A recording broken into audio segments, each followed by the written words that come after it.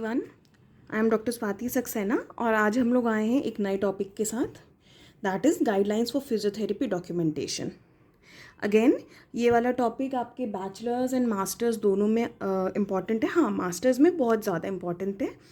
और आप किसी भी स्ट्रीम से मास्टर्स कर रहे हो, ortho, neuro, cardio, sports, but ये एक कॉमन सब्जेक्ट है तो ये हर स्ट्रीम के बच्चे को पढ़ना ही पड़ता है। तो हम लोग इसको शुरू करते हैं।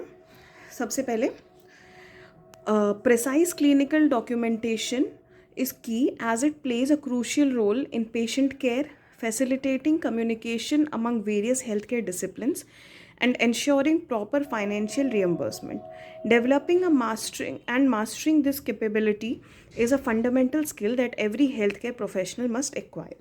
हम लोग सब लोग जानते हैं कि लिखना, डॉक्यूमेंट करना कितना ज़्यादा इम्पॉर्टेंट है। फिजियोथेरेपी में इसकी इम्पोर्टेंस यही है कि ये आपका ट्रीटमेंट प्रोटोकॉल को एक जगह गाइड अप करके रखती है, लाइन अप करके रखती है। आपने क्या प्रोग्नोसिस किया, क्या डायग्नोसिस किया, क्या असेसमेंट बनाया, ये आपको और आपके साथ के साथियों को, आपके जो फिजियोथेरेपी के साथी रहेंगे, असिस्टेंट्स रहेंगे, उनको पता रहेगा। सेकेंडली, जो पेशेंट है उसको रीअम्बर्स कराना है अगर अपना पैसा, या किसी और को भी कंसल्ट करना है, रेफरल केसेस हैं, तो उन सब में ये सब चीज़ें बहुत ज़्यादा काम आती हैं। इसीलिए डॉक्यूमेंटेशन करना और उसको करना आना बहुत ज़्यादा ज़रूरी है। Next is the principles of documentation. तो इसमें बेसिकली 4 प्रिंसिपल्स आते हैं जो आपकी गाइडलाइंस में है डॉक्यूमेंटेशन की। पहले the context of document, second the characteristic of effective document, third the common element of document and fourth the methods of document. तो हम लोग पहला देख लेते हैं, the context of document. Different clinical settings, example acute in hospital care versus home visit versus OPD. मतलब आप किस जगह पे बैठे हो और आपका डॉक्यूमेंट किसके कॉन्टेक्स्ट में, वो ओपीडी हो सकती है, आईपीडी हो सकती है, होम विजिट हो सकती है। Next, external factors such as different norms, process and influences. आप कहाँ पर हो, आपका जिस तरह का एनवायरनमेंट होगा वो वहाँ के फैक्टर्स उस तरह के होंगे, वहाँ के गाइडलाइंस उस तरह के होंगे, वहाँ के रूल्स उस तरह के होंगे। तो उसके हिसाब से आपका डॉक्यूमेंट कैसा है, आपके जो डॉक्यूमेंट है उसी के हिसाब से बनेगा। Physiotherapy, a disconnect between university education providers and clinical placement facilities regarding clinical document preparation and training of student has been reported. ये बहुत ज़्यादा देखा गया है कि जब हम लोग पढ़ रहे होते हैं या यूनिवर्सिटी में या कॉलेज में जब पढ़ रहे होते हैं, तो उस टाइम पे हम जिस तरह से डॉक्यूमेंटेशन करते हैं या जिस तरह से हम लोग को सिखाया जाता है, when we come to clinical practice, और उस टाइम पे हम लोग उस तरह का डॉक्यूमेंटेशन करना छोड़ देते हैं। All stakeholders should find ways to support students in understanding the importance of clinical documents and to work on their document skill. जो भी है, जो भी रिस्पॉन्सिबल है, योर टीचर्स, योर लेक्चरर्स, और जो भी, उन सबको एक ये रिस्पॉन्सिबिलिटी होती है कि वो आपको समझाएं कि डॉक्यूमेंटेशन की इम्पोर्टेंस क्या है। More document related teaching activities in preclinical courses are recommended, and clinical placement facilities should provide clear site specific expectation to the students. ठीक है। Next is the component.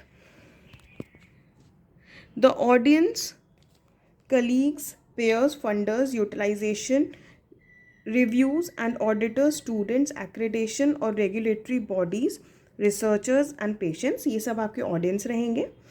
Ourselves, factors such as state of mind, fatigue, cultural and background, perspectives and practices also affect documentation.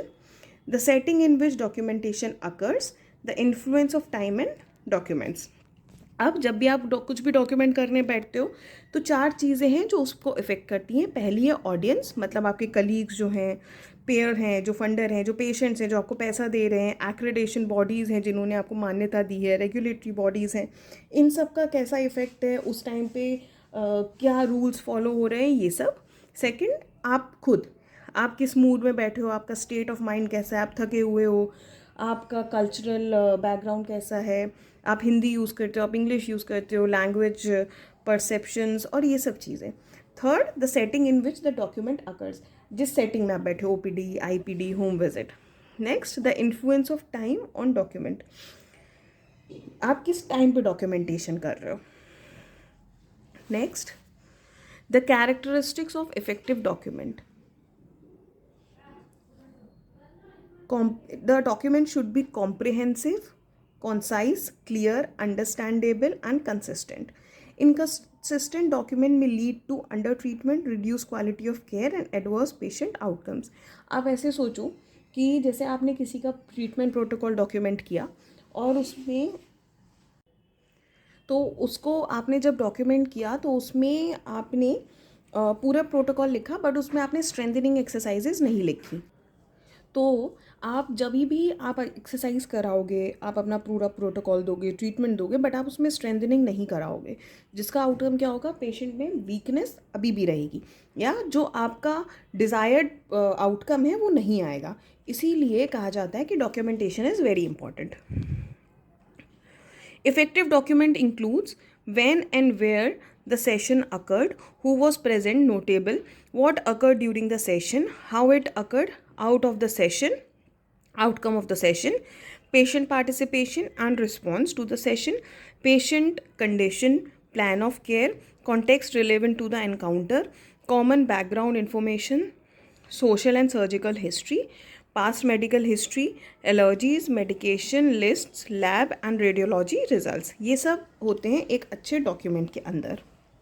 Now next is that what are the common elements of a document. Information about the patient's current situation and background, patient's input, measurable and observable data from the patient encounter, professional assessment of finding, patient-centered plan of care, outcomes of care. Next is relevant information to include in document. What all you should include in a document other than the previous things. What brings the patient to you?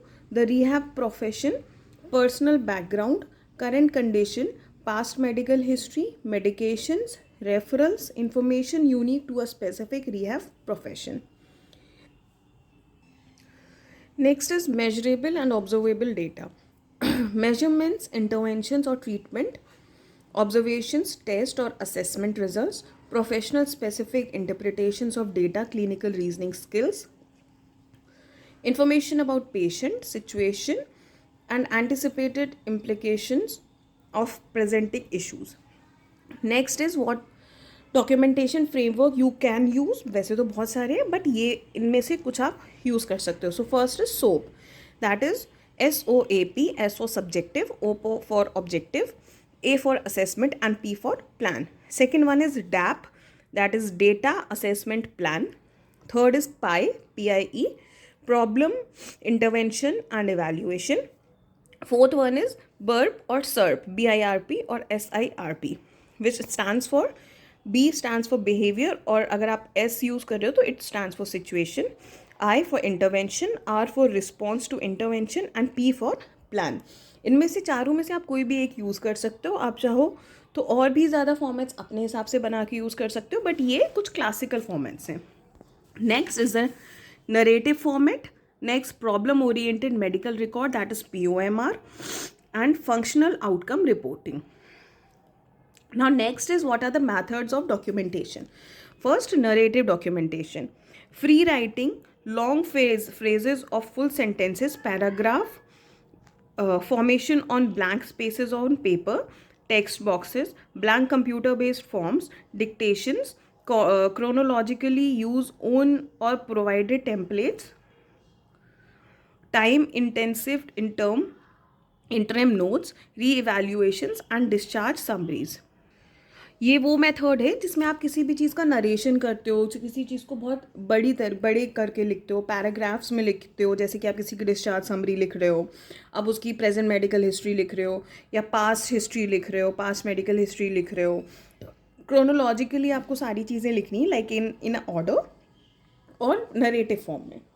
Next is electronic documentation, that is computer based. ये सारा कुछ आप computer से, जैसे कि आज के time में बहुत ज़्यादा ये यूज़ हो रहा है, सारी हिस्ट्री या जो भी आपका डेटा है वो आप इलेक्ट्रॉनिकली कंप्यूटर पे कर सकते हो.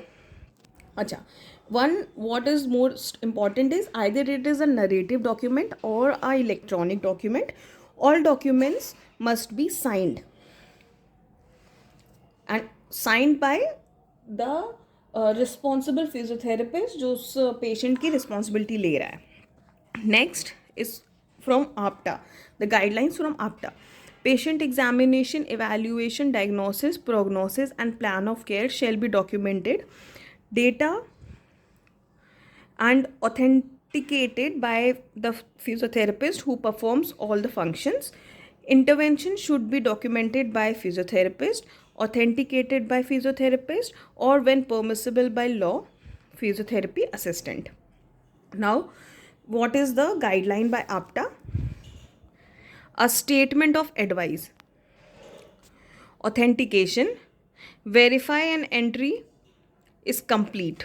सबसे पहले तो ये चेक करना है कि जो एंट्रीज हैं वो कंप्लीट हैं कि नहीं, किस मेजर्स पे, इनिशियल एग्जामिनेशन और इवैल्यूएशन के बेसिस पे, विजिट्स एनकाउंटर के बेसिस पे, री एग्जामिनेशन, डिस्चार्ज और डिसकंटिन्यूएशन समरी पे. नेक्स्ट, इनिशियल एग्जामिनेशन या इवैल्यूएशन में हमें क्या लिखना है?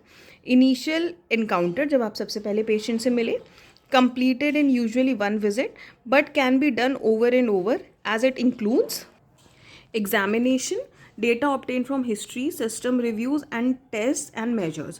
Next, evaluation, thought process that may not include formal documentation, include documentation of assessment of the data collected in the exam and identification of problems of patient management. Next, diagnosis indicates level of impairment, activity limitation, participation restriction determined by physiotherapist.